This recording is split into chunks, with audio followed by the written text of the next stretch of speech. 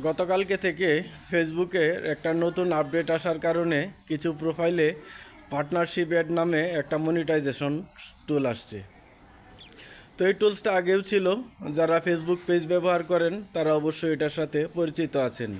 আমারও একটা ফেসবুকের পেজ আছে, ওই পেজে পার্টনারশিপ অ্যাড নামে এই টুলসটা অ্যাড ছিল। গতকালকে থেকে ফেসবুক আপডেট হওয়ার কারণে অনেক প্রোফাইলে এই টুলসটা অ্যাড হয়ে গেছে। তো এই টুলসটার কাজ কি অনেকেই আমার কাছে জানতে চেয়েছেন। যারা জানতে চেয়েছেন তাদের জন্য আজকের এই ভিডিওটা।